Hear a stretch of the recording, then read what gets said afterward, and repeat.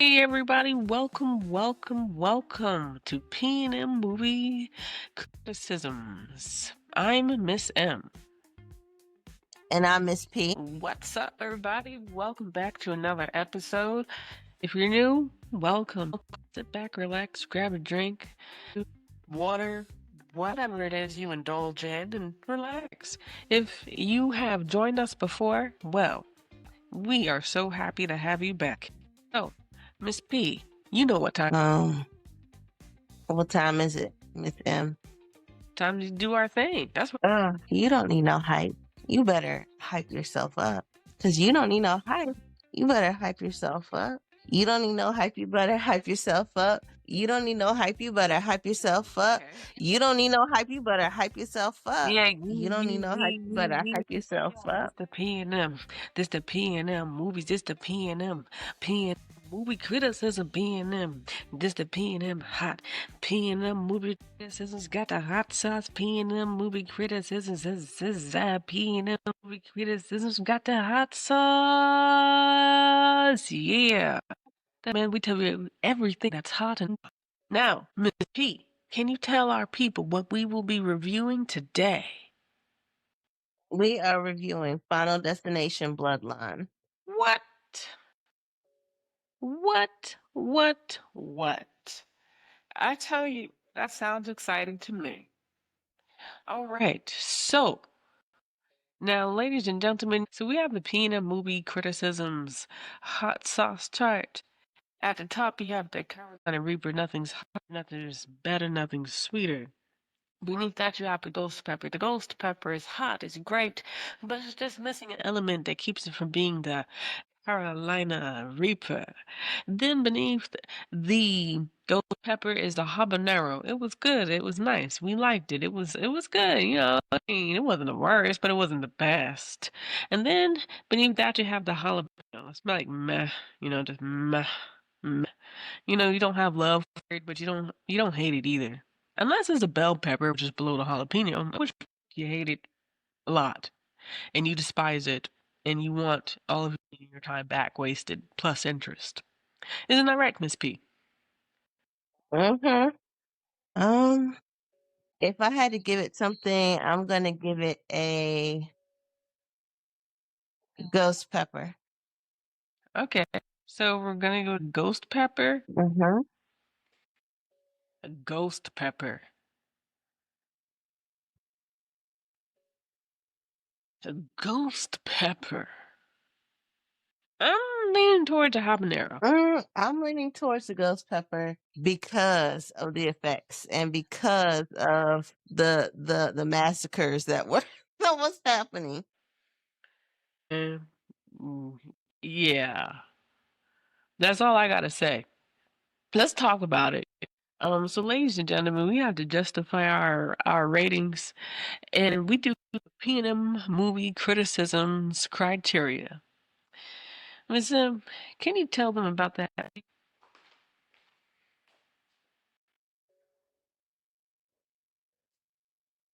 Sure can. The first one is number 9. Do we like it or do we love it? Number 8, is it historically accurate? Number 7, did it strike my emotions? Number 6, did it keep my attention? Number 5, what are the production elements? Number 4, directing. Number 3, the quality of acting. Number 2, the sound quality and effects. And number 1, boop, boop, boop, cinematography, my favorite thing ever. Oh, I love this one. This is one of the few things that I can say because I'm a Final Destination fan. So I liked all of them for different reasons, but this one took a whole new spin on the old ones and gave us new ways to cheat death and new ways to beat death. Definitely. I thought it was interesting. I mean, I have a really intense like for it. Let's just say that. Very intense. I thought it was nice. I liked it. It was really nice. Yeah. No, now, this franchise is a pretty old franchise. So, I think for historical accuracy, though, I think Miss P should know that because she's up more on the Final Destination than I am. So yes, it was better. Then yes, it's a whole new group of people. It wasn't really following the same way like it did the last five. So this one is a whole new take on the last five movies that were out. So is it historically accurate? Yes. You have to keep out cheating death, but and living and stuff like that. But I like this one because the grandma was like, listen, here's the book, take the book, you know, like instead of them trying to figure it out on their own, she had a handbook for them ready. And Farnsworth, not Farnsworth, Bulworth, um, was there. Tony Todd, rest in peace. Yeah. But he did his part. He basically said goodbye to the fans in a loving way. He said, after this, I'm going to take my time and use the time that I have left, and you have to live every day because you don't know when death's going to come. And he passed away shortly after, you know. So that's why I think this movie is historically accurate because he's in all of them. Yeah, it really stayed true to the franchise. Because for those of us who definitely like to watch it, we would definitely have something to say. You know how people be, but it'd be more so Miss P than myself. But Tony Todd, yes, it's just his acting and his voice. Oh my gosh, we'll save that, but I guess we save that for our act quality of acting and everything. But definitely yes, yeah, it's very nice. I liked it. They stayed true to form, stayed true to form, and they didn't stray away. It was new, but they kept the formula. That's what counts. Yes. Yeah. And more yes. It's the best experience. Like that was one of the better movies that I think we've seen. Yeah, yeah, definitely. But for ladies and gentlemen, just in case you're not familiar with Final Destination Bloodlines or just a Final Destination franchise whatsoever, okay? It's short and sweet. It's basically when it's your time to die, it's your time to die. Okay. And sometimes things happen so that, well, you don't die. And death, well, death is very, very, very insistent about things being done correctly. And death is not going to be like, oh, look at such and so. Look at how you just survived that. Oh my god, that's destiny. No, no. Death is gonna be like, oh, so you survived that. You're a resilient one. Let's see how you handle this one next. Death is gonna take you out. And for Final Destination Bloodline, you start off in like the 50s, 60s, and the grandmother, the grandmother of our protagonist is, it's Stephanie Reyes. So Stephanie's grandmother saw it. She had a premonition and she prevented deaths from happening. And she saved a lot of lives that day. But those people were supposed to die. So these people lived and they created children, and their children created children. The bloodlines, and death is coming to clean up what shouldn't exist. Wow, wow. Death, death, death. So, did it strike your emotions, Miss P? It definitely struck my emotions. Yeah. What was the question that was asked? Because it went dead silent. Oh, um, did it strike your emotion? Yes, because she saved everybody, but then everybody thought she was crazy. That's the thing about you have these premonitions and then you have to live with that stigma. You saved people, but now the people that you save, you have to watch them all die in horrendous ways. She didn't know how death works. No, but she figured it out. Yeah, true. But if she knew how death worked, she might not have tried to save everybody. No, but she had the premonition. That's what I'm talking about. I'm not talking about Death's plan. I'm talking about the premonition of saving everybody. Everybody in every movie always has a premonition. Yeah. And you would think that that premonition is there so that people's lives can be saved, but it isn't. It isn't. It's just them seeing, for whatever reason, these people are seeing their own deaths. And they're trying to get away from their fate, but they can't. And I guess that's the moral of this story. Your fate is your fate. You can't get away from it. And you can't do anything to run from it. Nope. It's depressing, but I think that's one of the things that makes this franchise so popular. This concept of death. It's morbid reality in the idea that no matter how hard you try, you'll never escape it. Never. Yeah. Morbid. Let's change it. Didn't it's morbid. Miss P, did it keep your attention? Because you'd be like, no, don't go in, don't do this. Oh my goodness. It's going to end badly. Definitely. And 9 times out of 10, out of 10, badly. Badly. Very, very badly. It's really messed up. It just really is. Yeah, it definitely caught my attention. Ladies and gentlemen, if you have a queasy stomach, if you are sensitive to gore, this film is extremely graphic, extremely gory. Do not watch it because they do not cut away. You get to see the head just get all types of smushed. Right? It's pretty gruesome. So, with that said, don't let your kids watch it. Maybe a 16-year-old can watch this. I would say a 16-year-old could watch it, but like 17. 17, never mind. Yeah. No, don't, yeah, like your kids, like, oh my gosh, this is like, oh man, it's bad. It's just really bad. So, like, you know, don't. But There were a then, lot of Easter eggs that were dropped in here, though. There were a lot of Easter eggs dropped. Um, the log truck, that was one. The river, like when they kept saying clear rivers, yeah. it was the girl from the first movie and the second movie. Um, when there was just a lot of stuff that was intertwined into this one. Definitely. It definitely was. You can tell that when they were making this film, they kept in mind that this is indeed a franchise. So I appreciate that. I really do. Because a lot of times they take franchises and then it changes and then it's like, ah.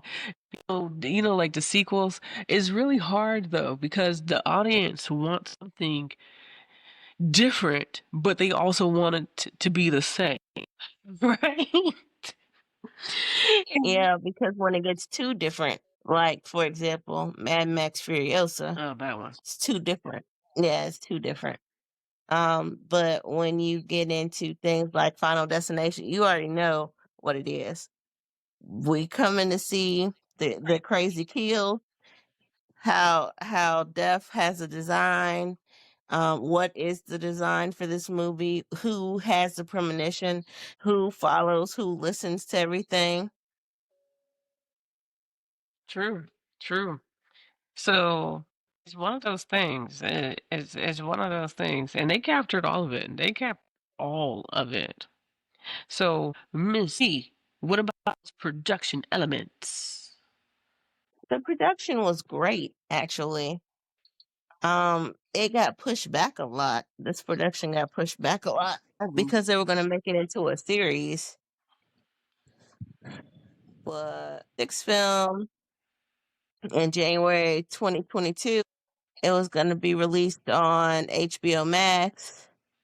But then in 2024, Warner Brothers was like, we will do a theatrical release for the movie. and the filming took place in Vancouver from March to May 2024.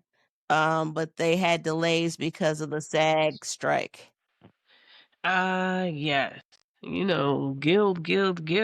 You gotta be careful. You can't do certain things. Bad things will happen. But as for the budget, about $50 million, and not only that, it has had the The biggest box office debut. Final Destination Bloodlines had the biggest debut ever out of the entire franchise. For those of you who don't know, this franchise has been going since 2000. The original debuted in 2000. Then they had Final Destination 2, 2003. Then the third one came out in 2006. And then a fourth, 2009. And then a fifth in 2011. Okay, now we have the sixth installment. And because it's still in the box office, okay, it has not only the biggest domestic debut of $1.6 million, worldwide it is at $189.5 million and continues to grow. Well, it's the 10th highest grossest film of 2025. that is right. So, and I think it's due to the fact that we're having a snowball effect with this one. I think. Well, I think what it is you have all the millennials that watched it way back when we were young. So now it's like coming up and it's kind of like full circle. Exactly. Because for a lot of us and for millennials, they're going to be watching it. And the thing about it is the reason why studios bring these back is because they're nostalgia. They go, oh my gosh, I remember Destination. Oh my gosh, I did all these memories. And these people, sometimes we have children, right? And then we introduce our children to old franchise. And then our children look at the franchise and go, Final Destination. And they watch it with mom and dad. So that also builds nostalgia if your kids are 17 again. Okay. Are there any other production elements here? I think number 3 and number 2 can go hand in hand together. Um, that directing was good, but I like the person that did the music this time because if you watch in any Final Destination movies, there's always a underlying song.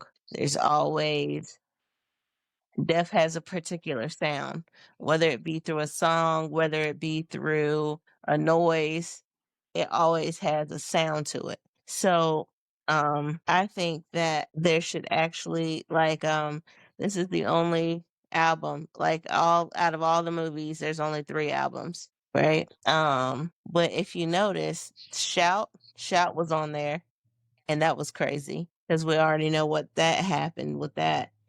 Ring of Fire when they were driving in the car, Fallen, uh, Bad Moon Rising, Shout, Raindrops Keep Falling on My Head, Escape, the Pina Colada song, Enter the Grave, Without You, Stronger, What Doesn't Kill You Makes You Stronger, Spirit in the Sky. Like that's some crazy stuff. Yeah. And the name of the composer is Tim Wynn. I was like, this name seems kind of familiar, but he did work with that TV series Supernatural. Is that TV series going? No, that went off the air, I want to say 4 years ago. Yeah, that's a long running series. Yep. But the music was very appropriate. They did a really good job. I like the attention to detail. That attention to detail is spot on. For me, if we're talking about it, some directing and writing, when you need good writing. Writing is the foundation. So you have Guy Busey, Laurie Evans Taylor, John Watts, and you have these people working together, these three, and they base characters off of Jeffrey Reddick. So I kind of am interested in like what inspired Jeffrey Reddick.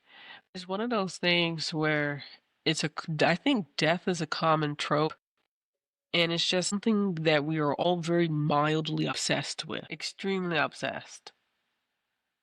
And for me, Miss P, you wanted to put the acting and number three and sound quality and effects together.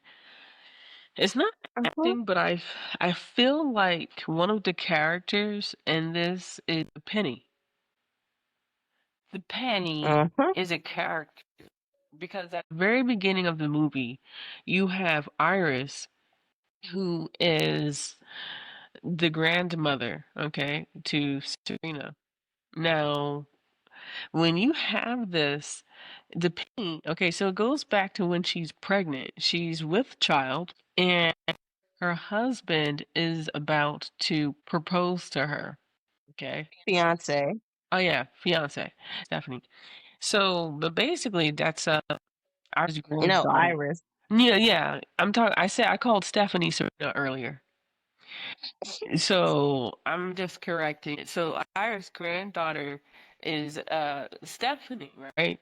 So we're going back, like back 50s, 60s, and there's the Penny. I mean, this kid is so annoying, but he's doing his thing, and he's like, he has this penny, and the security guard, he's like, hey, listen, don't throw that penny over, okay? Because if you throw the penny over, you could kill somebody because they've gone up in like this stratosphere type building. If you've ever seen the stratosphere in Las Vegas, that's what they're going up.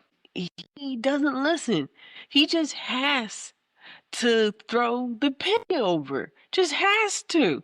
And this penny comes and destroys everything. The small penny knocks down this stratospheric building, killing everybody. But again, remember, you know what? I'm not going to remind you of that part. Just watch the movie. The point is this: the penny is not done. The penny is seen decades later. Okay, decades later, and you know what? Iris keeps it in her book. Iris kept it. That's what happened in her book of how to evade death. And then, yeah, that's what happened. But anyways, watch the movie. I'm not going to give all the details about the penny. Just watch the movie and see how this penny comes into play. And to be honest with you, I love how this penny is used to push the story forward. It's it's just one of your most prolific non-speaking characters, pennies. What do you think about that penny, Miss P? The penny was bad. It was cursed. She kept it for a reason.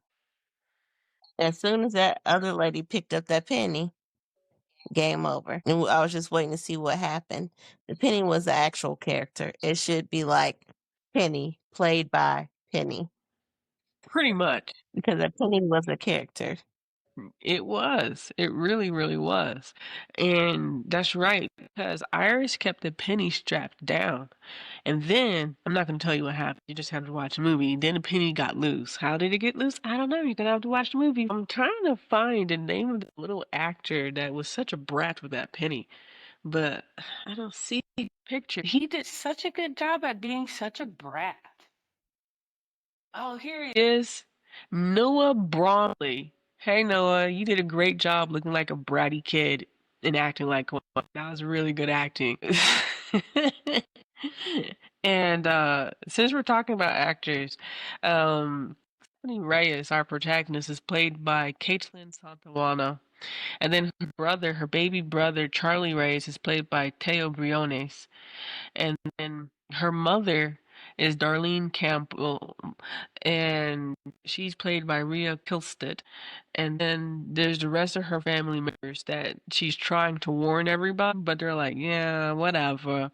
Eric is played by Richard Harmon, Bobby by Owen Patrick Joyner, by Anna Lore, Uncle Howard by Alex Zahara, Aunt Brenda by April Telek, Marty Reyes by Tempo Lee, and William John Bloodworth by Tony Todd, the legendary Tony Todd. Doesn't his voice just bring you in, Miss P?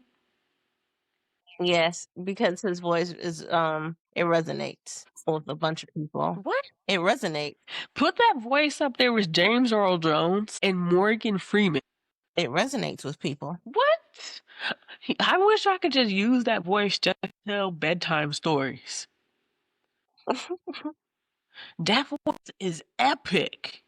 He is a wonderful actor. I think in many ways he was underrated. He was a legend in his own right, but I think there could have been more opportunities to use him, I think. Well, he was a horror movie legend. Yeah, and I wish he kind of was like not typecasted into that role, but you know how Hollywood can be though. But yeah, Candyman, you remember that? Don't say it 5 times, people. Lord. Anyway, we'll save that for another time. But he had a lot of good roles, and the fact that he was underutilized, but people respected him though. He was very respected, and nobody had anything bad to say about him. No, he's great. He's great. I would have definitely liked to see him do more things outside of horror. I mean, that voice is ridiculous. Like, whoa. I forgot. This is the first time I've seen him in anything in a long time. And I have forgotten just how much he just pulls you in the moment he starts speaking. But when he was making his exit, blah blah blah blah blah blah blah blah blah blah blah blah blah. And I was like, ah, and that's all I'm gonna say about that part. You're just gonna have to watch the movie. I mean, the other little boy, her brother, was from the Chucky series. I knew him straight off when he came, when he was there. I was like, oh, that's the little boy from Chucky. Okay. Who's not a little boy anymore, but I was like, oh, he's from Chucky. Oh, I gotta As watch soon as him. I saw him. Tio Briones. But please correct me, Tio, Teo. What's up though? How you doing? What's up? You too, Caitlin? Yeah. I gotta see the Chucky series. Talk about the Chucky series, but that's for another time and another day. Yes. So, quality of acting. Overall, though, I think they did a really good job, and I think Caitlin portrayed Stephanie Reyes really well. I think she was very relatable. Yeah, because everybody thought she was crazy. And she's like, no, no. And everything that she said came to pass, especially with the soccer ball incident. And that's all I'm going to say about that one. Oh my God. Did we know it was coming? Yeah. But did we know how it was coming? No. And again, you just gonna watch the movie. That was beep beep beepity beep. Beep beep beep beep. And that's all you're going to get from I, me. I think that the acting itself, you couldn't tell me anything was wrong with it. It was good for what it was. I liked it a lot. I really enjoyed it. What else? So you talked about sound and you talked about soundtracks. It's good. Those effects when it comes to the gore and the killing, they hold the thing back. Those effects are great. Those are some of the best effects that I had ever seen, ever. Yeah. Yeah, totally. When XYZ happening and then 1, 2, 3 happened, I was like, OMG. And Miss P, I'm talking about the soccer ball thing, right? Whoa.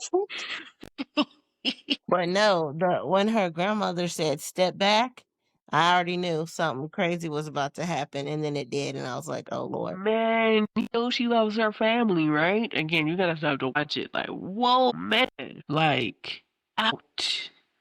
Like, again, please do not watch this movie if you don't like the sight of blood, if you don't like gore, and it just shows you every single second. There's no cutaway. There's nothing cutting away. The camera is staying on all of the action. The camera is like, look, you're gonna see this. You're going to watch it. You're going to experience it. Whew. So, Miss P, coming in at number 1, what about cinematography? It was the best. It was the best. Let me tell you why. Because you saw everything from her point of view. And then she had that premonition. She saw everybody passing away. She saw everything. She saw the glass. She saw the lady getting caught on fire. It was, and she saw the crystal break off the chandelier. You see, and hit the ground. I mean, hit the glass at just the right angle and crack it. Like you can see everything. You can see that little boy who was horrible was throwing pennies off of the thing. You could see it. Yeah, it was good. It definitely got production value, good sights, very nice sights, everything. I don't know how you feel about heights, but you know what? Don't let this movie change your mind. Hilarious. Hey, listen, everybody. The moral of the story is this. The elevator has a weight limit. Yes, it's 1,300 pounds on that elevator. No more than 8 people. Okay? 1. 2, you're dealing with death and you're trying to make a book about how to evade it. Maybe organize it better. But I think Stephanie did a great job looking at it, even though parts of the book were falling out. Number 3, if death is ever after you, if death is ever coming for you, I'm gonna just say it. Is there something you can do? I'd say so. I mean, I'm not afraid to say it. Pray. Like, pray. Okay? Pray. Pray to Jesus. Okay? Right.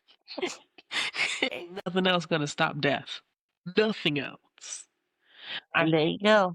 that's all I gotta say to you. It's kind of like, do you remember Michael Jackson, Michael Jackson's Thriller, and watch the video? Go back and watch Michael Jackson's Thriller. Go back and watch that video and listen to the words carefully.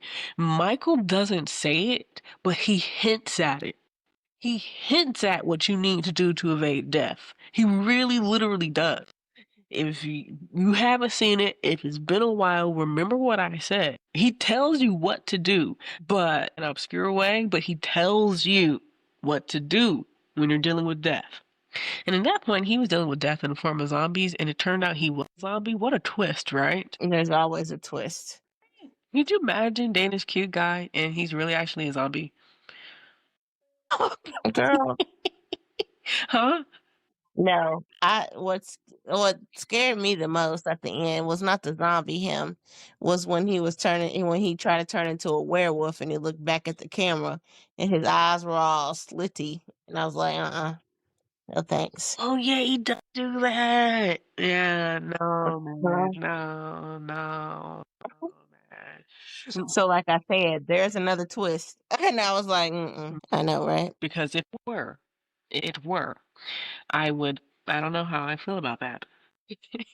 Anyways, Miss P, is there anything else you want to say? Come follow us on our Twitch. Come follow us on our YouTube, our Spotify. Come follow us on our Patreon and come check out our website and come check out our store. I know that's a lot of things to do, right? But if you go to our website, which is pnmmoviecriticisms.com, once again, I'll say it slower. pnmmoviecriticisms.com. If you go to our website, you can check out our Spotify. All of our links are there. You can catch us on TikTok. You can catch us on Twitch. So if you want to come and listen to us while we do stuff live, you can get us on Twitch and you can get us on TikTok. If you want to listen to the recap of everything, come back and listen to our YouTube and to our Spotify. Am I missing anything, Miss M? An apple. Oh yeah, I don't do Apple products. That's more Miss M's thing. What? No, I mean it's just an Apple store because it got podcasts. But if y'all want to sponsor us, Casetify, if y'all want to sponsor us, NordVPN, anybody, please come check us out. Yeah, that's right, because Miss P has a really good voice. Go ahead, Miss P.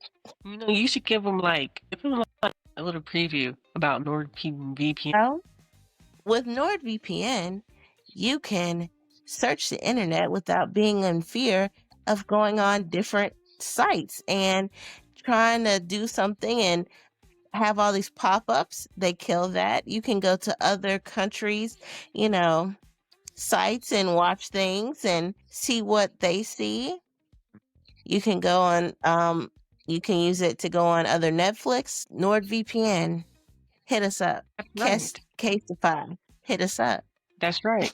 I'm gonna do something. I'm gonna add in for NordVPN too. And for all of you out there wondering, why do I even need a NordVPN? Well, are you frugal? Are you thoughtful with your money? Like me? Like SP? Well, guess what? Have you ever thought about getting a VPN in like a second or third world country and then going on the sites and paying a cheaper price because they give you the price that's cheaper? Ha ha! Yes! Did you ever try that trick, Miss P? Not yet. Well, now I know. All the reasons. Okay, no more free stuff for you, NordVPN. Unless you want to give us a sponsor. In which case, hit us up.